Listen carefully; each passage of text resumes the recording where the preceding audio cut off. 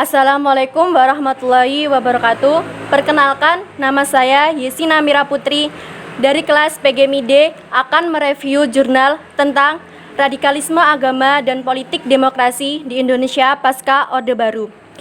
Volume 39 Juli sampai Desember 2015 dari penulis Masdar Hilmi.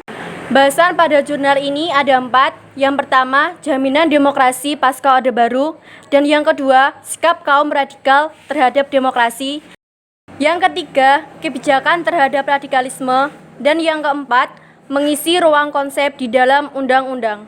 Secara normatif, Indonesia mengadopsi tatanan kenegaraan yang mengakomodasi berlakunya prinsip-prinsip demokrasi seperti kebebasan bersifat dan berkumpul, kebebasan berpendapat, kebebasan beragama, kebebasan memilih secara politik, dan seterusnya. Kemerdekaan semacam ini sudah diamanatkan oleh Konstitusi Indonesia seperti Undang-Undang Dasar 1945 yang diperkuat oleh Undang-Undang Nomor 9 Tahun 1998 tentang kemerdekaan menyampaikan pendapat di muka umum. Pasal 28E ayat 3 Undang-Undang 1945 mengafirmasi kebebasan berpendapat. Setiap orang berhak atas kebebasan berserikat, berkumpul, dan mengeluarkan pendapat. Yang kedua, sikap kaum radikal terhadap demokrasi. Persoalannya adalah kelompok radikal yang diuntungkan oleh sistem politik demokrasi memiliki hasrat yang tidak baik terhadap demokrasi. Mayoritas kelompok radikal mengusung ideologi Islamis yang dikampanyekan terhadap seluruh anggota masyarakat untuk menggantikan sistem demokrasi yang dianggap berasal dari Barat. Bagi mereka, sistem demokrasi jelas tidak mewakili Islam karena agama ini tidak pernah memiliki istilah demokrasi.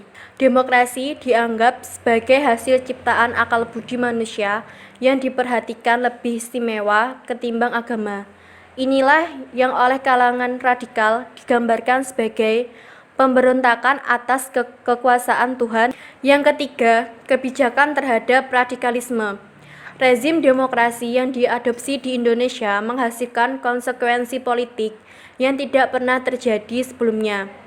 Salah satu di antara konsekuensi tersebut adalah keterikatan antara political suffrage atau basis elektorat dengan negara yang dimediasi oleh aktor negara seperti pemerintah dan anggota parlemen.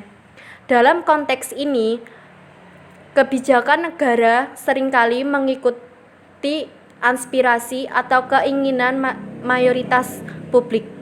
Penanganan yang terlalu ketat terhadap kelompok radikal dapat menyebabkan pergerakan pendulum elektorat pada pengurusan suara di tingkat basis elektorat. Akibatnya, aktor-aktor negara seringkali tidak bisa bertindak netral atas nama negaranya. Yang keempat, mengisi ruang kosong di dalam undang-undang. Pada tahap ini, yang dibutuhkan Indonesia adalah menanggulangi gerakan radikalisme adalah peraturan perundangan yang secara spesifik diarahkan untuk melindungi dan mempertahankan eksistensi Pancasila dan Undang-Undang 1945. Bentuknya tidak harus persis seperti Undang-Undang Anti-Subversi atau ISA di Malaysia, karena kedudukan undang-undang ini terbukti mengandung kecacatan. Salah satu di antaranya adalah menghalalkan otoritas negara untuk memenjarakan seseorang tanpa proses peradilan terlebih dahulu. Dan yang terakhir, kesimpulan. Indonesia adalah negara demokrasi yang harus setia terhadap prinsip-prinsip negara demokrasi. Kebijakan penanganan terhadap gerakan radikalisme harus berada dalam kerangka demokrasi dan tidak boleh mengorbankan prinsip-prinsip demokrasi tersebut. Dan yang kedua, Indonesia dalam bingkai negara demokrasi harus merumuskan sebuah sebuah produk peraturan perundangan yang mengatur bagaimana setiap warga negara memelihara kebebasan berpendapat. Termasuk dalam hal ini adalah kebebasan untuk memiliki paham keagamaan radikal. Setiap individu tidak dilarang untuk memiliki paham keagamaan radikal sepanjang ia bersangkutan tidak menggalang kekuatan atau dukungan untuk menumbuhkan Pancasila dan Undang-Undang 1945.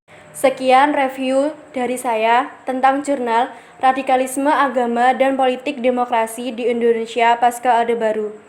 Wassalamualaikum warahmatullahi wabarakatuh.